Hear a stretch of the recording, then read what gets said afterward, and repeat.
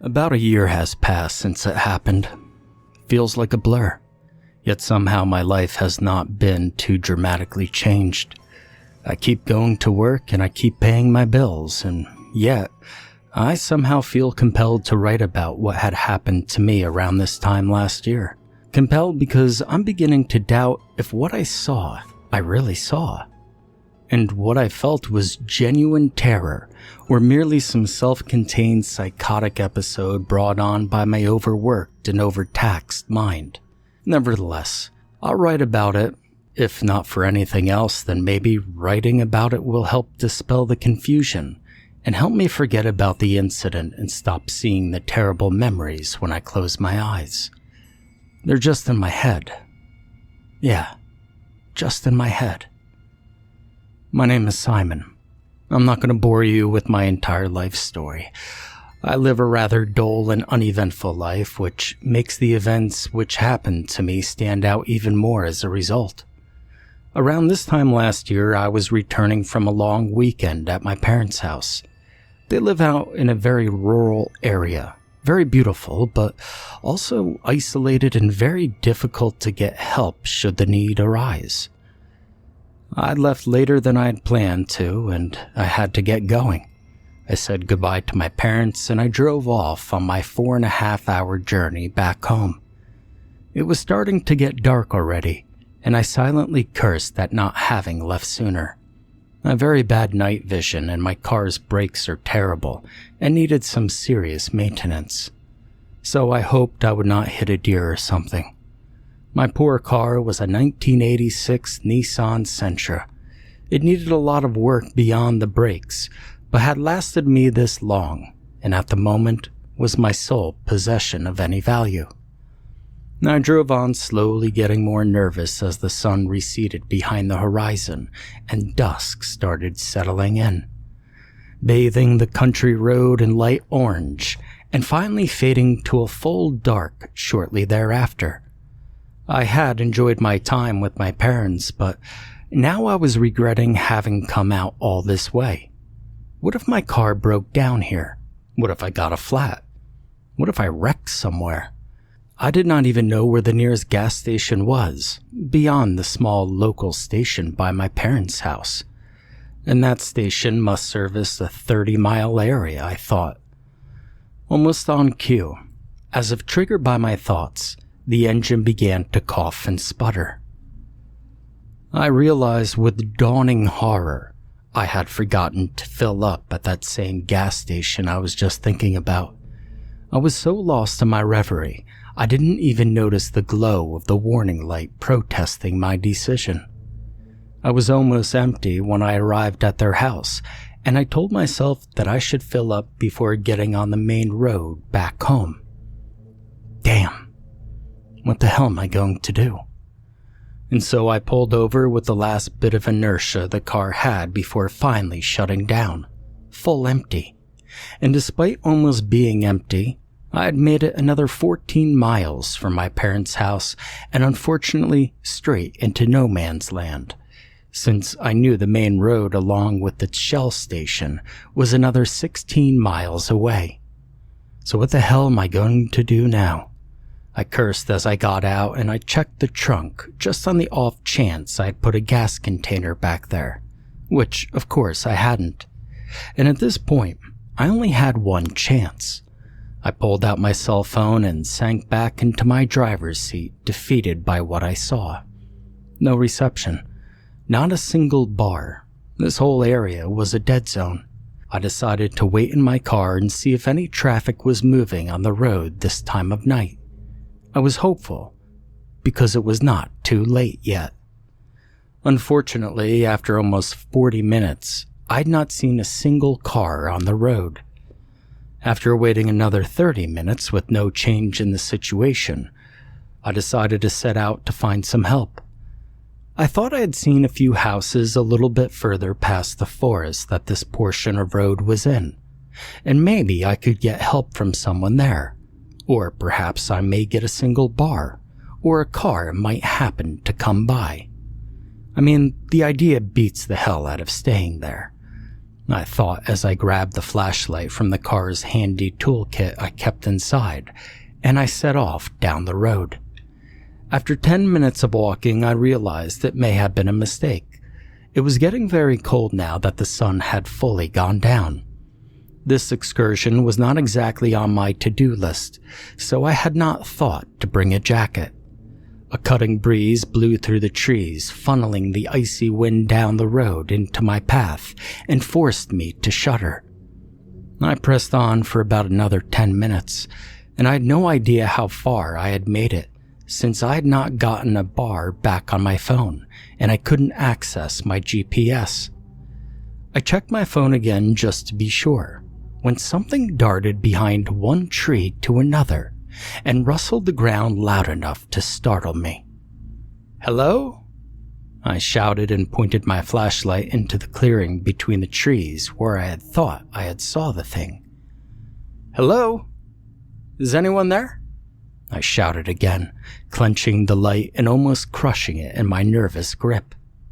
There was nothing but dead silence for several seconds, and then a gust of wind rustled the tree and caused them to shiver in an eerie way that made them almost look alive. I then became solely aware of just how alone I was out here, and my heart began to beat faster and faster as I looked around, seemingly surrounded by the crackling and towering forms all around me. I began walking in the middle of the road since it didn't seem like anyone would be driving down it anyway, but mostly to stay as far from the rustling trees and bushes as possible. Now I knew it was just the wind. I would be fine. I'm just jumping at noises because of the spooky atmosphere out here. Hell, anybody would. Yeah, I knew it.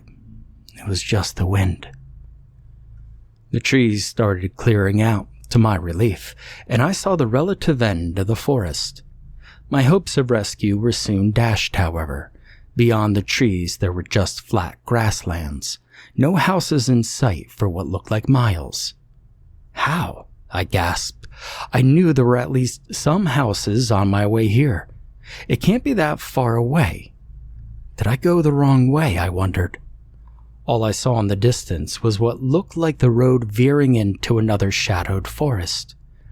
I began to feel panicked. I knew I was lost now. I didn't recognize any of this, but how could that be? This is the only road I know of to get through these areas. I didn't take any turns. I couldn't be lost. And so I focused my eyes and looked again through the moonlight over the inexplicable empty expanse of fields. And just when I had thought that the expanse was empty, I noticed something new. Something which might have been a sign in the distance. "Oh, thank God," I thought, not knowing or caring what the sign might say, just feeling thrilled at the prospect of getting off this road and getting some help. I began to jog off the road and towards the sign in the distance. The ground around me felt damp. It squished down as I ran across it, and I wondered if this area was some sort of wetlands, but I knew of no body of water connected to it. I moved through the marshy ground for a few 100 feet and looked again in the distance and saw that I could read the sign now. It said, "Fuel." My heart leaped. A gas station, I thought, elated at the prospect. What are the odds of a gas station of all things would be here in the middle of nowhere and not even connected by a road?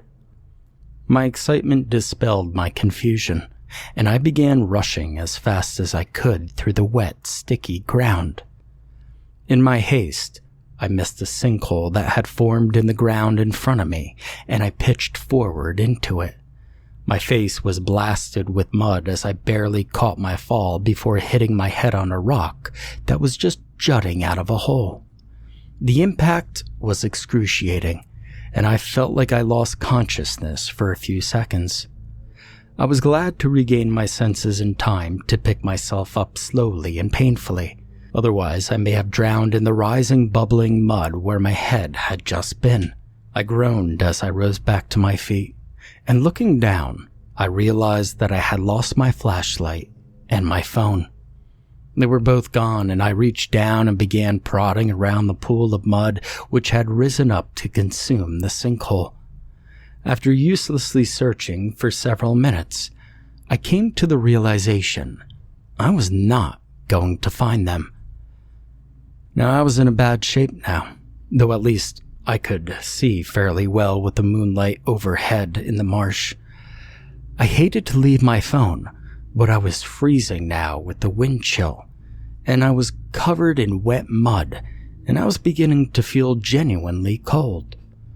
I moved forward again towards the fuel sign, hoping that there would be a fully equipped station where I could get a new flashlight, and even better, maybe they would have a phone. I'd rather call for help than go back through this marsh and those woods to my car anyway. But at the very least, if nothing else, I could bring some gas back to my car and get the hell out of here. After taking a few more steps again, I heard a huge splash behind me that made me nearly jump out of my skin. I almost fell again as I jumped back several steps, looking back toward the mud pool. Shaking now, my eyes darted back and forth over the pool and anything I could see moving nearby. I didn't see anything, just open ground. Not a single blade of grass moving, just dead silence and the moon hanging there foreboding in the night sky. I could feel my heart racing. My throat was dry from breathing. After waiting and watching for what felt a lifetime, I relaxed my shoulders and let out a breath. I reluctantly turned back toward the station and began walking again, feeling my skin crawl and wanting to get out of here as fast as I could. And just then, I heard something in the distance. With how quiet it was, I just barely made it out. It sounded far off, yet somehow closer than I realized. Someone is here. That is what I thought I heard, at least. My mind was racing, my body ached, but I pressed on. Yet I felt that, if not before, someone or something was definitely watching me. I did not know how I knew, but I knew it. My progress slowed as my feet sank deeper into the ground with each step. I was worried that somehow the ground would give out, and I would have to swim the rest of the way. It looked like solid ground, but the surface gave way to deeper pits and a harsh quagmire, and it threatened to go deeper still. Eventually it leveled out, but I sank almost to my knees in the foul ground. Every step became a supreme effort to move forward, but I was closer. I could see the light from the sign far in the distance, and I knew how much closer it appeared, that I was over halfway there now. I just had to press on. But suddenly, I heard a strange buzzing sound in the distance. A few seconds more, and I could tell that the sound was coming closer. I could see nothing, but the sound intensified, and I looked back and forth for the source, my blood quickening again. And just as suddenly, the sound stopped. I waited again, several seconds more, frantically looking all around for what had caused that noise, and more importantly, where it had gone. The next second, an explosion of filthy debris buffeted me off the ground and into the water.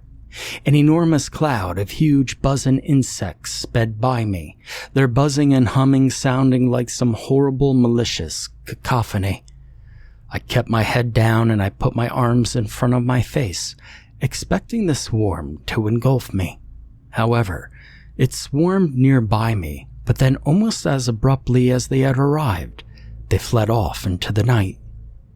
An eerie glow accompanied the strange insects as they fled into the night sky.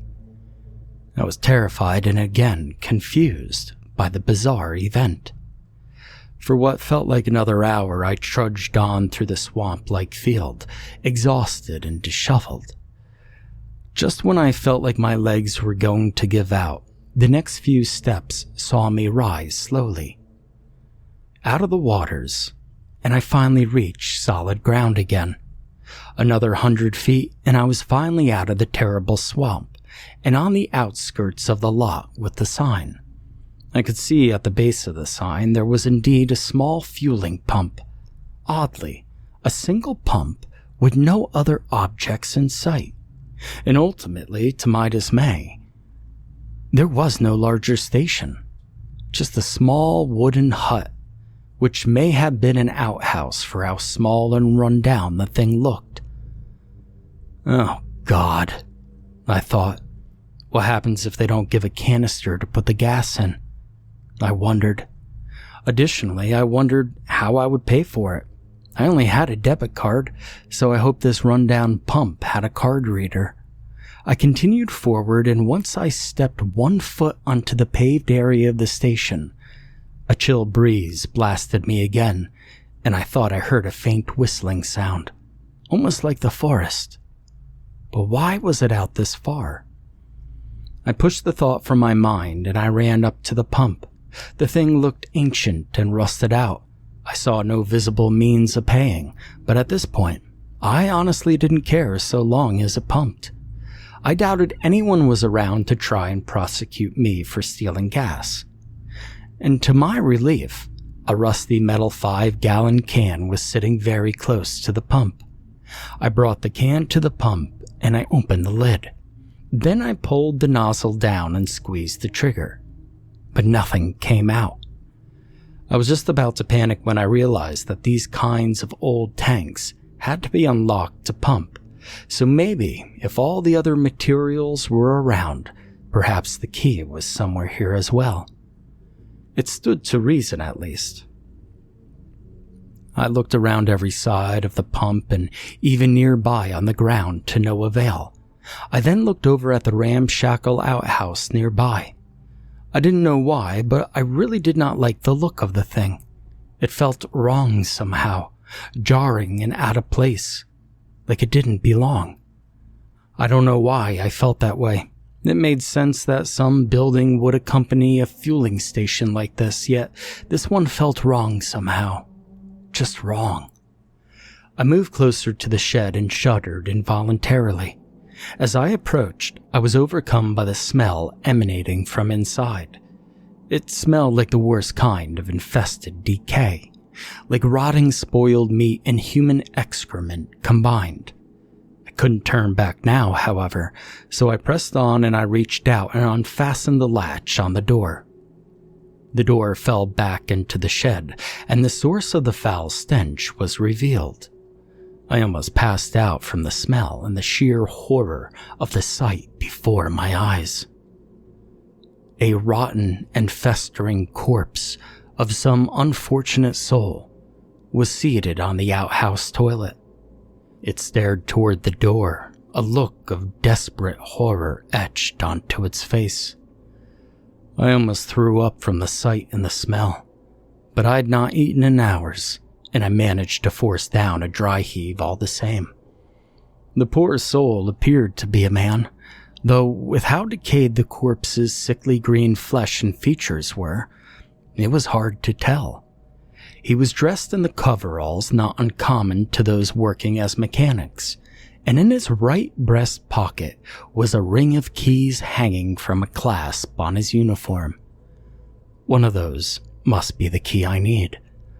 My body moved forward with a jerky action that my mind was almost too terrified to comply with. I slowly bent down to the corpse, covering my mouth with my hand. I gripped the clasp and pulled the key ring free with a gentle tug. I started to back away when the corpse lurched forward and grabbed my arm. "Run," came a disgusting and throaty voice. This corpse literally speaking to me as it squeezed my arm to illustrate its point.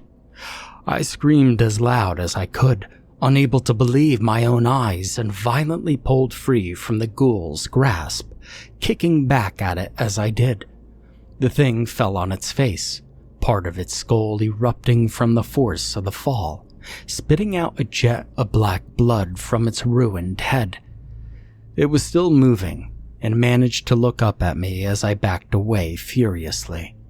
It locked eyes on me again, and once again spoke. "Run, now, before it's too late." It is coming. You must see it. And the dead thing died once more, and possibly for the final time. I was beyond terror, beyond belief. I mean, none of this could be real. I'm asleep, I must be dreaming. But I want to wake up now. But see, I was not asleep, and I know that now. I was awake and running from my life, from the thing that came next. After the majority of the shock wore off from my ordeal, I sprinted back to the pump and resolved to get the hell out of there as soon as possible. I started trying various keys with the pump, shock coursing through my body and causing my hands to tremble and almost drop the keys several times. I found the right key on my 5th attempt and brought the nozzle to the can and began filling it. In the distance, I saw a cloud of buzzing insects take flight again, and in the sky, the moon was veiled by thick, dark clouds. The next second, a thunderous roar rang out, and the sky opened up with heavy rain, seemingly in the blink of an eye. I did not like how random and suddenly the storm appeared, and even less the fact that it robbed the light from the moon. I would have to stumble back to the road through the ever-rising mud and muck in almost complete darkness. I anxiously waited for the can to fill as the rainfall came down harder every second. And finally, with the can filled, I removed the nozzle and went to replace it back on the pump, when a shock caused me to drop the pump onto the ground. The reek of gasoline was soon replaced by a terrifying and familiar scent. Blood. The pump was gushing gasoline at first, but it soon turned a rusty brown, then completely red, as if pulsing blood from a freshly cut artery. I looked in my can to make sure it still contained gasoline, and at least by the smell of it, it appeared as if it did. The blood flow from the nozzle finally slowed down, and then stopped, and the rivulets of blood began moving from out under the cover of the pump into the rain. The blood was washed methodically down the path towards the marsh, almost as if guided by something, and moving as no type of liquid had any right to move, neither altering course nor diluting in the rain. The path of bright blood finally disappeared into the marsh. When the blood vanished into the marsh, the rain suddenly stopped. I looked out at the expanse of the marsh, unsure of exactly what happened. The silence after was maddening, and for a time, all I could hear was my own heart hammering in my chest. And then suddenly I heard a terrible thunder crack, followed by a noise almost as if someone was tearing through skin with a blade. It was a sick, sharp sound. The earth around the edge of the marsh began to spill over, and 2 large layers of earth simply peeled back like an overripe fruit to reveal an even deeper sinkhole than any I had seen before.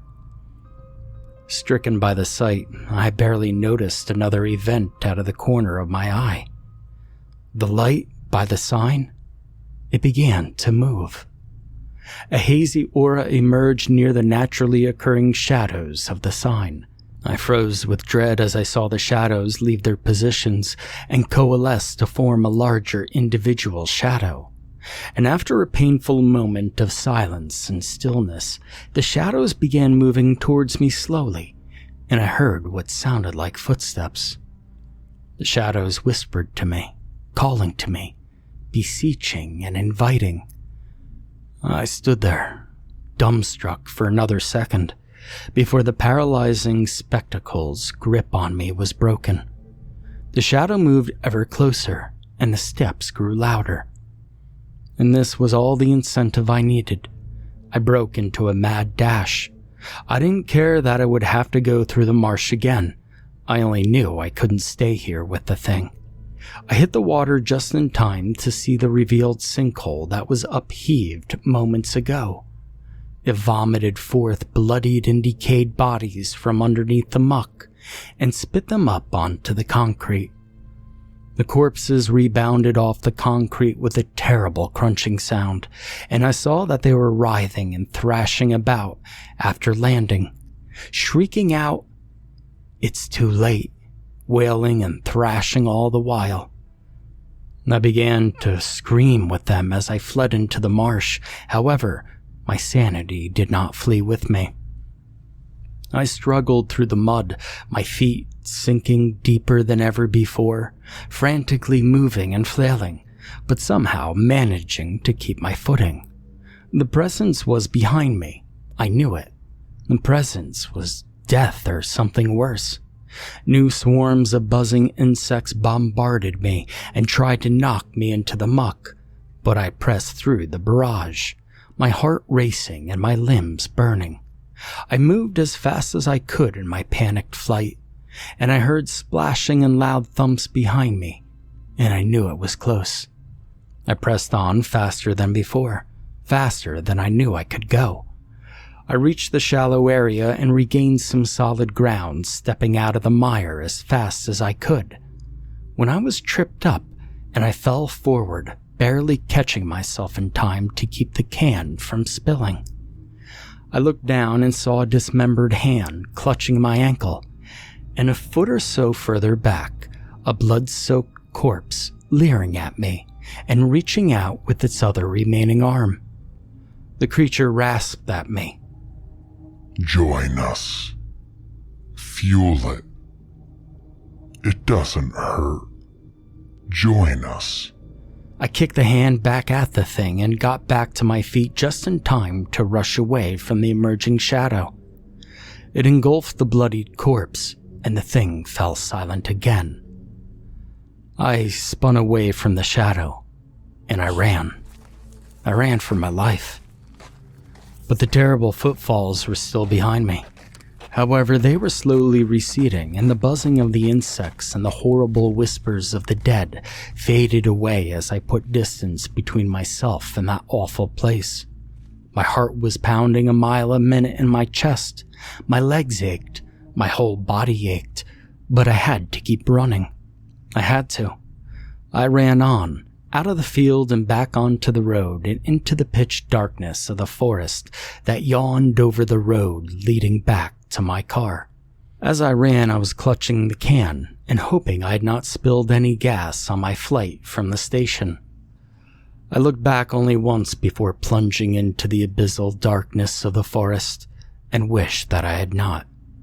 The moon was back out from behind the clouds, but was now a terrible shade of crimson. The light cast down on the hellish mire, illuminating the surface and making the water look as if it were a lake of blood.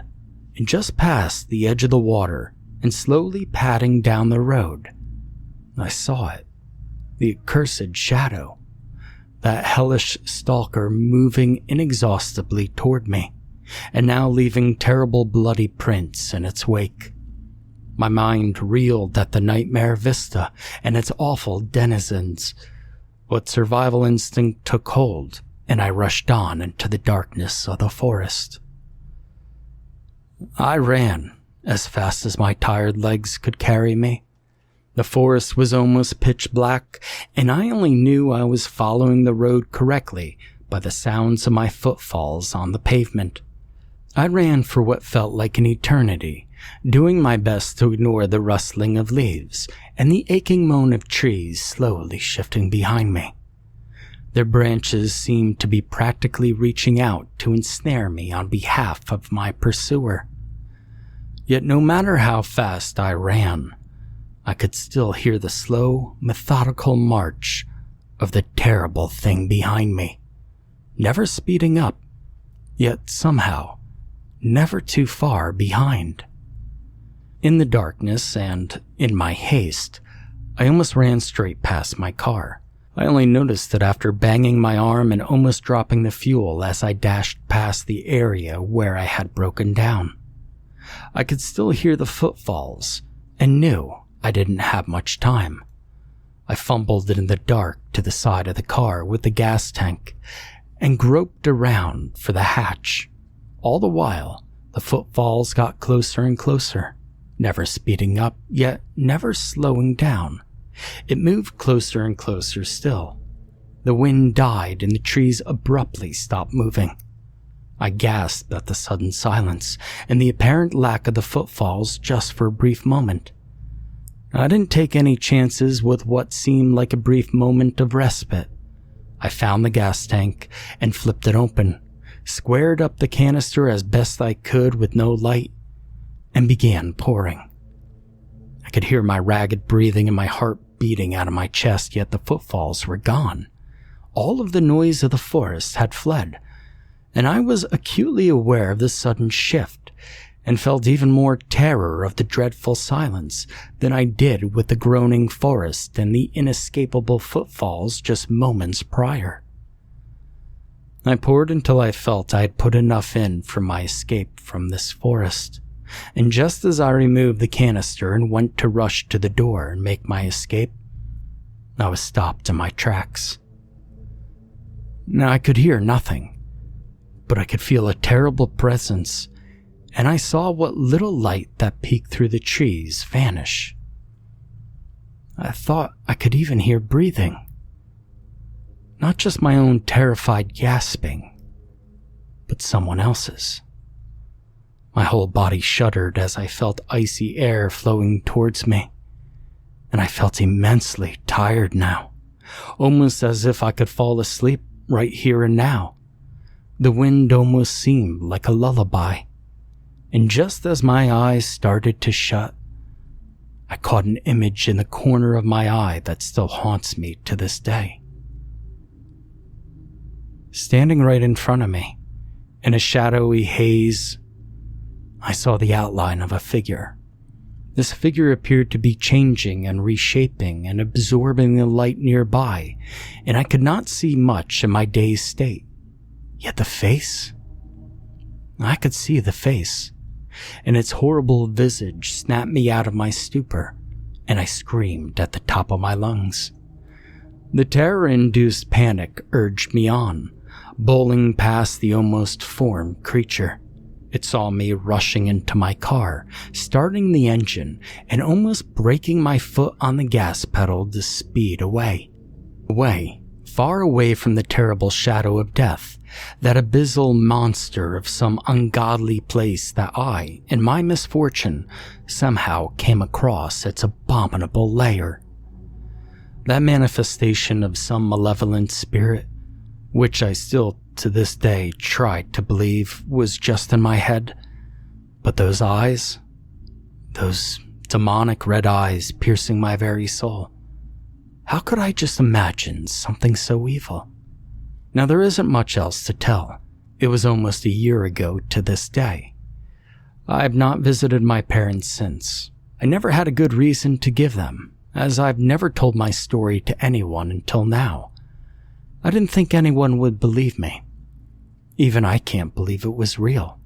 I know that this terrible experience must have just been some nightmare machination of my subconscious. And yet it felt so real. As I sit here writing these words and checking a text message I received on my new phone, I see something that makes me question my sanity again. I see a word that is now etched into my mind. The message is from my old phone, and the message is just one word: fuel.